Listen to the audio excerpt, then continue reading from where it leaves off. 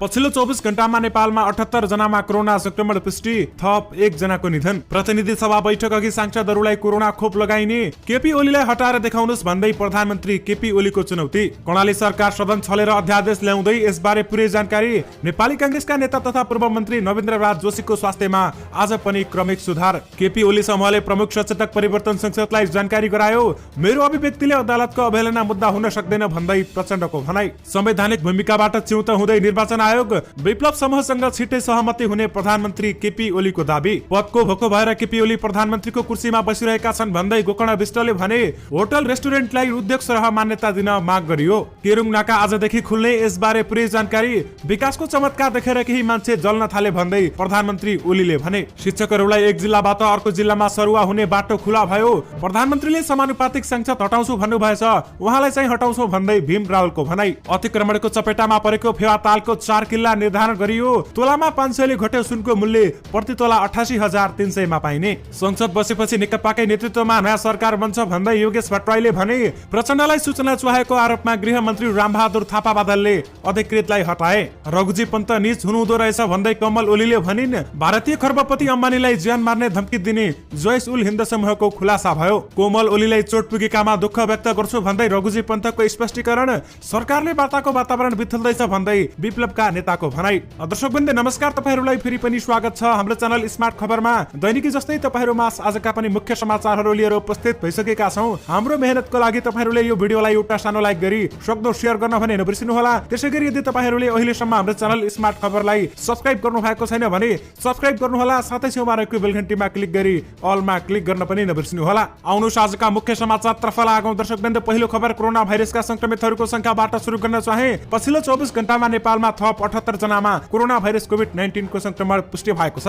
देशभरका प्रयोगशालामा 2532 जनाको नमुना परीक्षण गर्दा 30 जना महिला र 48 जना पुरुष गरी कुल 78 जनामा संक्रमण पुष्टि भएको हो। यससँगै कुल संक्रमितको संख्या 2,74,143 जना पुगेको छ। उनीहरू मध्ये 2,70,407 जना संक्रमण मुक्त भएका छन्। त्यसैगरी पछिल्लो 24 घण्टामा नेपालमा कोरोना भाइरसबाट थप 1 जनाको मृत्यु भएको छ। यससँगै नेपालमा कोरोना भाइरसबाट मृत्यु हुने नेपालीहरूको कुल संख्या भने 2,774 जना पुगेको स्वास्थ्य जनसंख्या मन्त्रालयले जनाएको छ। आउनुस् अब अर्को समाचारतर्फ लागौं।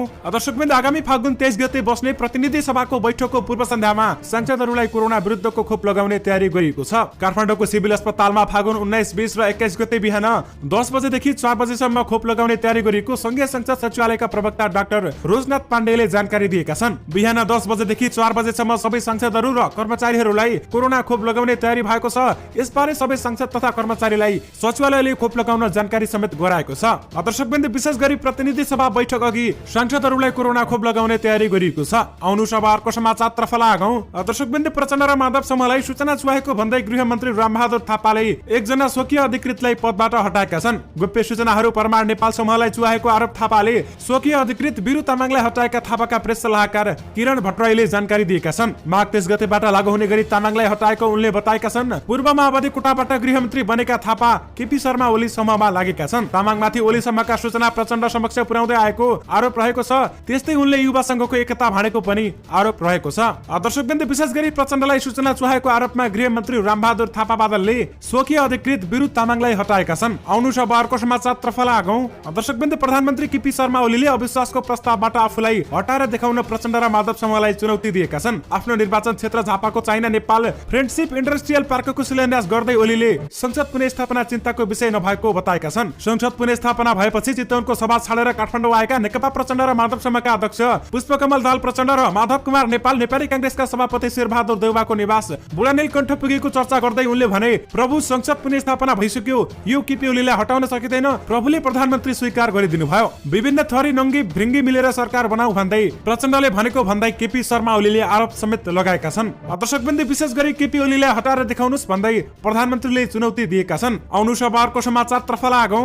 दर्शकवृन्द पूर्व प्रधानमन्त्री एवं नेकपा प्रचण्ड र माधव समूहका अध्यक्ष पुष्पकमल दाहाल प्रचण्डले आफूले अदालतको अवहेलना नगरेको जवाब सर्वोच्च अदालतलाई दिएका छन्। सर्वोच्च अदालतलाई हिजो लिखित जवाब बुझाएपछि प्रचण्डले भने मैले सर्वोच्च अदालतलाई मानहानि हुने खालको कुनै पनि अभिव्यक्ति दिएको छैन। म माथि लगाइएको यो आरोप गलत छ भन्ने स्पिरिटमा लिखित जवाब बुझाएर आए भन्दै उनले भनेका छन्। प्रचण्डले वर्तमान सरकारको नेतृत्वले प्रायोजित रूपमा तयार गरेको निवेदन दायर गरेको समेत बताएका छन् भने आफूहरूको जुलुस, नारा र भाषणले स्वतन्त्र सक्षम न्यायपालिकालाई प्रभाव पर्ने र पार्ने कुरा हुन सक्दैन भन्दै प्रचण्डले भनेका छन्। सरकार र उनका नातेदार अदालतलाई कमजोर ठान्छन्, त्यसैले यस्ता निवेदन हाल्न लगाउँछन् भन्दै उनले भनेका छन्। प्रचण्डले जवाफमा लेखेका छन्, मैले सार्वजनिक सभामा मुद्दाका विषयमा बोलेको नभई कार्यकारिणीको पदनियत र उसको संविधान विरुद्धको काम बारे जनतालाई सूचित गराउने र आफ्नो धारणा व्यक्त गर्ने काम गरेको हुँ। यसबाट अदालतको अवहेलना मुद्दा हुनै सक्दैन भन्दै उनले भनेका छन्। दर्शकवृन्द, विशेष गरी मेरो अभिव्यक्तिले अदालतको अवहेलना हुनै सक्दैन भन्दै प्रचण्डले भनेका छन्। आउनु शहरको समाचारतर्फ लागौं। दर्शकवृन्द, शिक्षकहरूलाई एक जिल्लाबाट अर्को जिल्लामा सरुवा हुने बाटो खुला भएको छ। शिक्षा तथा मानव स्रोत विकास केन्द्रले आइतबार सूचना जारी गरी गत पुस 20 गतेदेखि रोकिएको शिक्षकहरूको जिल्ला अन्तर सरुवा खुला गरिएको जनाएको छ। जिल्ला अन्तर सरुवा हुने स्थानीय तह जिल्लाभित्रकै एक स्थानीय तहबाट अर्को स्थानीय तहमा सरुवा गर्दा सम्बन्धित स्थानीय तहले दरबन्दी मिलानको कार्यक्रम सम्पन्न गरेको प्रतिवेदन प्राप्त भएपछि मात्र सरुवा गर्न सक्ने केन्द्रको सूचनामा उल्लेख गरिएको छ। शिक्षा विकास तथा समन्वय इकाइले जिल्ला अन्तर सरुवा भई आउने शिक्षकहरूको विवरण पाक्षिक रूपमा केन्द्रमा अनिवार्य पेश गर्नुपर्ने उल्लेख समेत गरिएको छ। दर्शकवृन्द, विशेष गरी शिक्षकहरूलाई एक जिल्लाबाट अर्को जिल्लामा सरुवा हुने बाटो खुला भएको छ। आउनु शहरको समाचारतर्फ लागौं।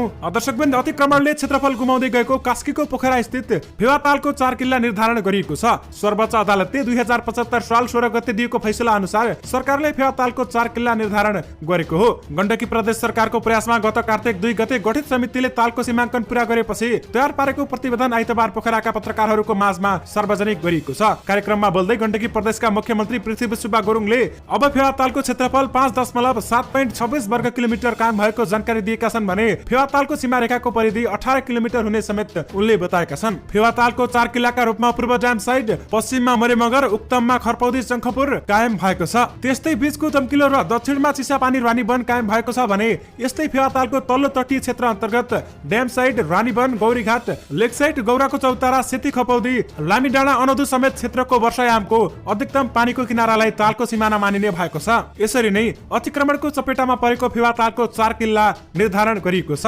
आउनु शहरको समाचारतर्फ लागौं। दर्शकवृन्द, प्रधानमन्त्री केपी शर्मा ओलीले देशभर विकासको लहर चलेको दाबी गरेका छन्। जापामा चीन नेपाल मैत्री औद्योगिक पार्कको आइतबार शिलान्यास गर्दै ओलीले आफ्नो नेतृत्वको सरकारले पुल, बाटो तथा औद्योगिक क्षेत्र निर्माणमा चमत्कार गरेको दाबी गरेका छन्। केही मानिसहरू विकासको लहर चलेको देखेर जलेको भन्दै ओलीले समृद्ध नेपाल सुखी नेपालीको नारा सार्थक बनाउन संकल्प लिएको समेत बताएका छन्। ओलीले भनेका छन्, मैले विश्वास लिएको छु स्थानीय तह र राजनीतिक दलको सबैको साझा उपलब्धि बुझेर सबै पक्ष समावेश हुनेछन्, सहयोगी हात बढाउनेछन् भन्ने विश्वास लिएको छु भन्दै उनले भनेका छन्। अन्य पुलहरू पनि उद्घाटन गर्दै जाने भन्दै उनले 31 वटा पुल शिलान्यास गर्ने समेत उनले बताएका छन् भने जसमा 5 वटा उद्घाटन गरिने उनले जानकारी दिएका छन्। चुनावमा आउँदा खोलो देखाइदिनुस् पुल बन्छ भनेको थिए, बाटोको ठाउँ देखाइदिनुस् बाटो बन्छ भनेको थिए। ओलीले भने अघिल्लो पालामा पनि विकास गरेको भन्दै त्यसको उदाहरण पनि दिएका छन्। दर्शकवृन्द, विशेष गरी विकासको चमत्कार देखेर केही मान्छे जल्न थाले भन्दै प्रधानमन्त्री केपी ओलीले भनेका छन्। आउनु शहरको समाचारतर्फ लागौं। दर्शकवृन्द, नेपाल कम्युनिस्ट पार्टी प्रचण्ड र नेपाल समूहका नेता रघुजी पन्तले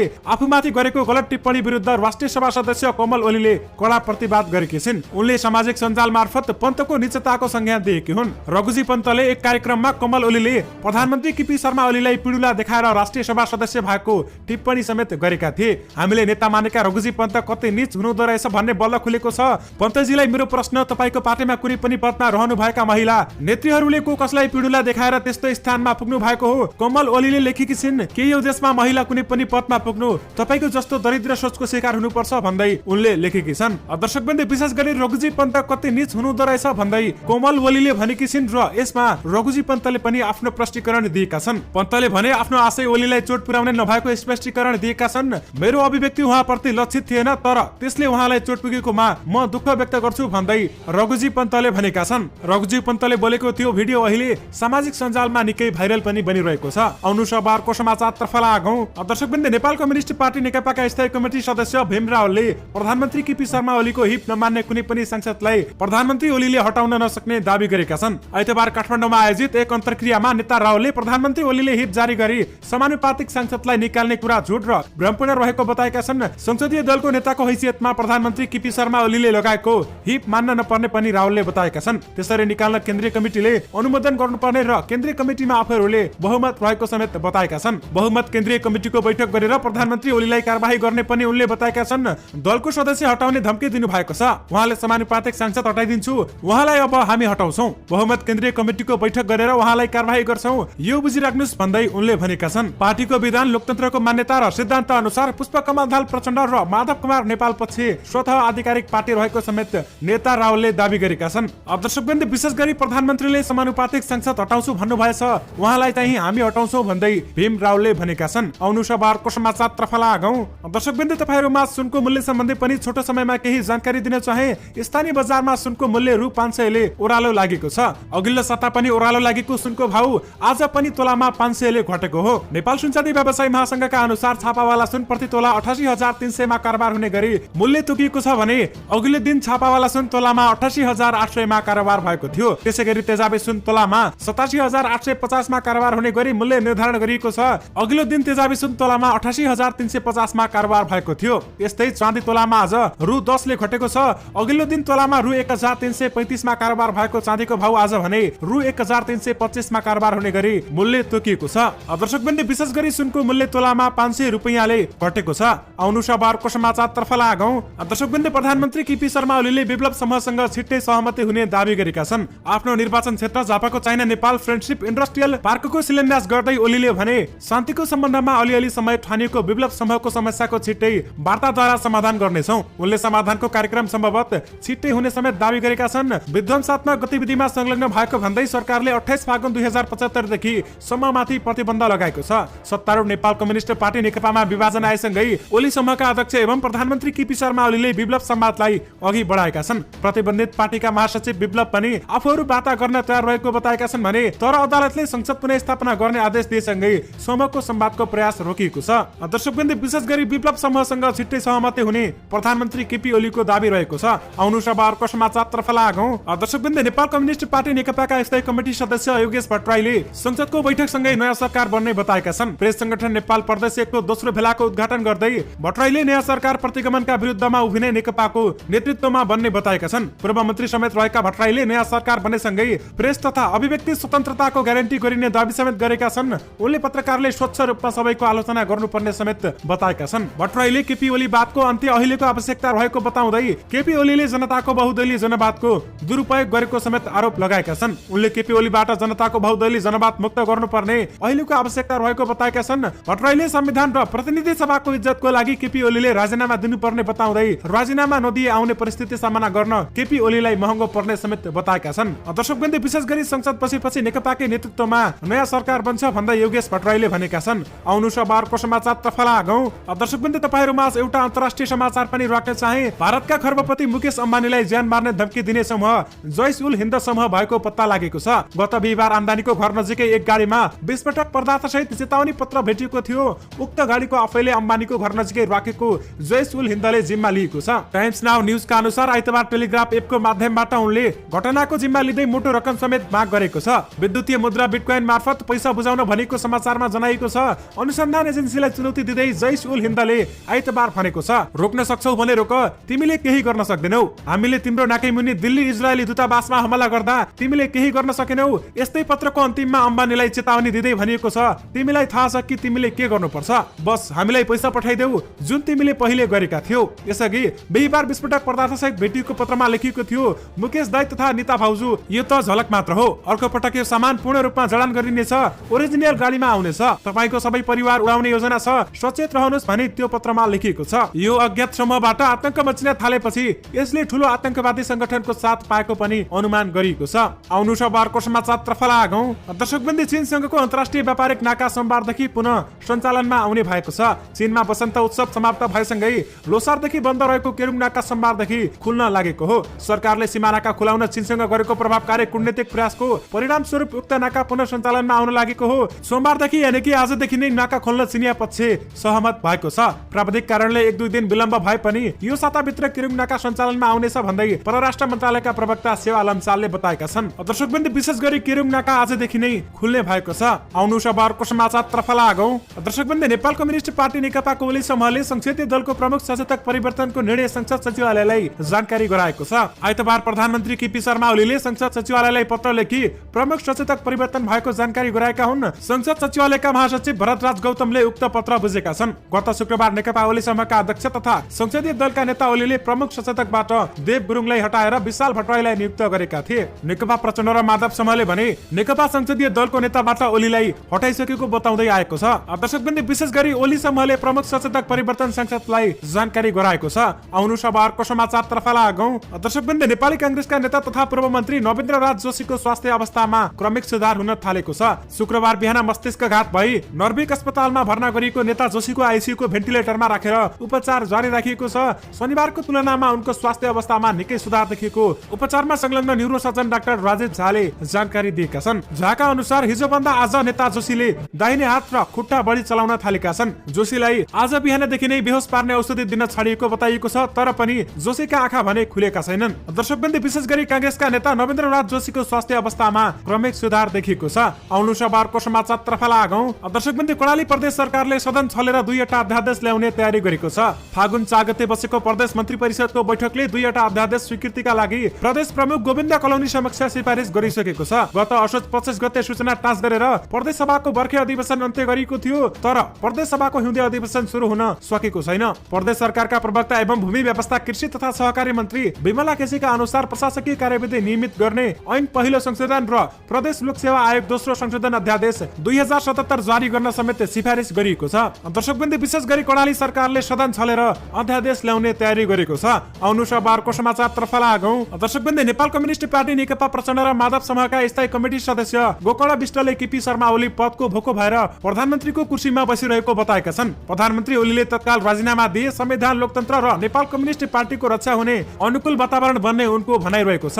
नेपाल गुल्मीको आयोजना गरेको अगुवा कार्यकर्ता भेला तथा प्रशिक्षण कार्यक्रमलाई सम्बोधन गर्दै विष्टले भने प्रधानमन्त्री ओली 1 मिनेट पनि सत्तामा बस्न लायक हुनुहुन्न। सर्वोच्च अदालतले हराउँदा पनि पदको भोको भएर प्रधानमन्त्रीको कुर्सीमा बस्नु नैतिकता होइन भन्दै उनले भनेका छन्। विष्टले नेकपाको आधिकारिकताको पुष्टि आफूतिर रहेको बहुमत केन्द्रीय सदस्यले गर्ने पनि बताएका छन् भने पार्टी भनेको व्यक्ति नभएर बहुमत भएको बताउँदै उनले निर्वाचन आयोगले पनि त्यसैलाई हेरेर आधिकारिकता प्रदान गर्ने र सूर्य चुनाव चिन्ह पनि आफूहरूले पाउने विश्वास व्यक्त गरेका छन्। दर्शकवृन्द, विशेष गरी पदको भोको भएर ओली प्रधानमन्त्रीको कुर्सीमा बसिरहेका छन् भन्दै प्रचण्ड र माधव समूहका स्थायी कमिटी सदस्य गोकर्ण विष्टले भनेका छन्। आउनु शनिबारको समाचारतर्फ लागौं। दर्शकवृन्द, आइतबार गृह जिल्ला झापा पुगेर प्रधानमन्त्री केपी शर्मा ओलीले नेत्रविक्रम चन्द विप्लव नेतृत्वको पार्टीसँग चाँडै वार्ता गर्ने दाबी गरेका थिए, तर विप्लव निकट नेताहरूले भने सरकारको वार्ता प्रक्रिया अवरुद्ध पारेको बताएका छन्। फागुन 11 मा सर्वोच्च अदालतले प्रतिनिधि सभा विघटनलाई बदर गरेपछि सरकारको वार्ताको तयारी रोकेको सो पार्टीका एक नेताले बताएका छन्। अहिले सुनसान छ, सरकारले हाम्रो पार्टीमा लगाएको प्रतिबन्ध पनि फुकुवा गरेको पनि छैन, भएका तयारी पनि रोकेका छन्। उनले भनेका छन्, सर्वोच्चको फैसला आउनु अघिसम्म विप्लवसँग वार्ता गरिहाल्ने चर्चा थियो, तर अहिलेसम्म सरकारले वातावरण नै नबनाएको ती नेताले बताएका छन्। हामीसँग वार्ता गर्ने कुरा चलिरहँदा सरकारले 4 पटक मन्त्री परिषदको बैठक राखिसक्यो, तर हामी माथिको प्रतिबन्ध फुकुवा गरेको छैन भन्दै ती नेताले भनेका छन्। दर्शकवृन्द, विशेष गरी सरकारले वार्ताको वातावरण बिथुल्दैछ भन्दै विप्लवका नेताले भनेका छन्। आउनु शनिबारको समाचारतर्फ लागौं। दर्शकवृन्द, आफ्नो व्यवसायलाई उद्योगको रूपमा मान्यता दिन होटल तथा रेस्टुरेन्ट व्यवसायीले सरकारसँग माग गरेका छन्। अन्य क्षेत्रका उद्योगहरूलाई जस्तै होटल तथा रेस्टुरेन्ट व्यवसायीले पनि उद्योगको रूपमा मान्यता दिनुपर्ने व्यवसायको माग रहेको छ। पर्यटन व्यवसायका माग सम्बोधन गर्ने विषयमा राज्यले कुनै चासो नदिएको व्यवसायको गुनासो समेत रहेको छ। होटल तथा रेस्टुरेन्ट व्यवसायीसँग रूपन्देहीको 20औं साधारण सभा तथा 10औं अधिवेशनमा बोल्दै व्यवसायीले पर्यटन व्यवसायका मागप्रति तिनै तहका सरकार गम्भीर नदेखिएको आरोप समेत लगाएका छन्। पर्यटन व्यवसायको संरक्षण र सम्वर्धनका लागि तिनै तहका सरकारले स्पष्ट पर्यटन नीति बनाउनु पर्ने व्यवसायको माग समेत रहेको छ। होटल व्यवसायी महासंघका केन्द्रीय अध्यक्ष हिराध्वज शाहले देशभर साना मझोला र ठूला गरी 80,000 होटल तथा रेस्टुरेन्ट सञ्चालनमा रहेका र यो व्यवसायमा 2 खर्ब 84 अर्ब लगानी भएको 6 लाख जनाले रोजगारी पाएका र वार्षिक 3 खर्ब 70 अर्बको कारोबार हुने गरेकाले उद्योग सरह मान्यता दिनुपर्ने माग गरेका छन्। दर्शकवृन्द, विशेष गरी होटल र रेस्टुरेन्टलाई उद्योग सरह मान्यता दिन माग गरिएको छ। आउनु शनिबारको समाचारतर्फ लागौं। दर्शकवृन्द, संविधानमै नभएको अधिकार प्रयोग गरेर प्रधानमन्त्री केपी शर्मा ओलीले विघटन गरेको प्रतिनिधि सभा सर्वोच्च अदालतले पुनः स्थापना गरिदिएपछि संवैधानिक संकटको खतरा भने टरेको छ, तर राजनैतिक संकट भने कायमै रहेको छ। अहिलेको यो राजनैतिक संकट निर्वाचन आयोगको अनिर्णयका कारणले निम्तिएको हो। निर्वाचन आयोगले गत 11 माघमा नेपाल कम्युनिस्ट पार्टी नेकपाको विभाजनलाई मान्यता दिने निर्णय गरेको थियो, जबकि नेकपा औपचारिक रूपमै विभाजित भइसकेको छ र व्यावहारिक रूपमै 2 पार्टी प्रतिस्पर्धात्मक अभ्यासमा छन्। तर आयोगको अभिलेख र निर्णय अनुसार भने नेकपा एउटै छ। संसदमा 64% संसद रहेको दल वैधानिक रूपमा एउटै, तर व्यावहारिक रूपमा विभाजित भएकै कारण राजनैतिक संकट झनै गहिरिँदै गएको छ। यसै कारण निर्वाचन आयोग भने संवैधानिक भूमिकाबाट च्युत हुँदै गएको